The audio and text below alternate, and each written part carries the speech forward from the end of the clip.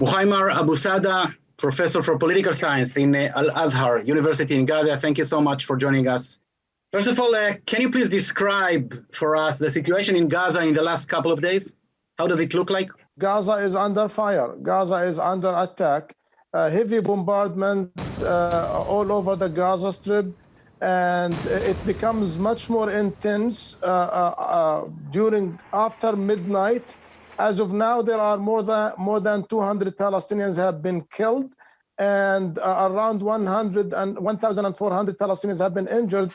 Out of these 200 Palestinians that got killed, how many of them are Hamas operatives? I don't know how many of them are Hamas operative, but I can tell you that at least half of them are Palestinian children and women.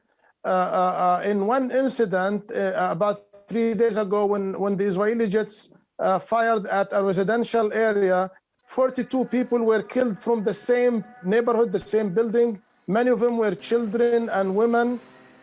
We don't know anything about killing Hamas operative in that incident. What is the level of support for Hamas by the Palestinians living in Gaza?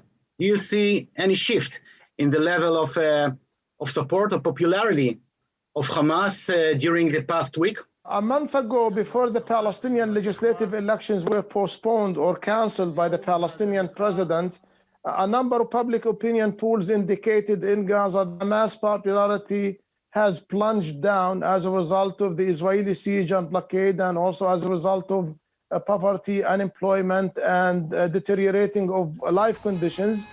But what is happening right now is that this whole thing was, to the Palestinians in Gaza, was provoked by Israel, because Israel was trying to evacuate Palestinian families from Sheikh Jarrah neighborhood, and also Israel, or the Israeli police, protected right-wing marches into Al-Aqsa Mosque. So the Palestinians here in Gaza believe that this round of violence was provoked by Israel, and they are not blaming Hamas for the current military confrontation. They are blaming Israel.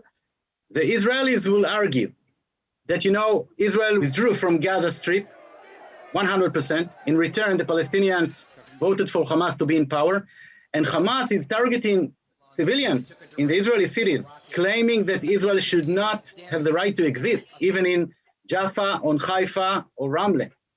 How do you react to that?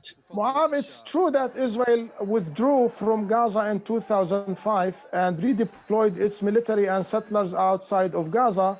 But you also have to keep in mind that Gaza has been under extreme Israeli siege and blockade from all areas. We have high levels of poverty, unemployment, lack of basic services. And with regard to Hamas, I can tell you that I'm lying if I tell you that Hamas is in a position to recognize Israel as a state, but they are willing to settle for a Palestinian state on the 1967 borders without recognizing Israel. The PLO has recognized Israel in 1993, but look what is happening in the West Bank.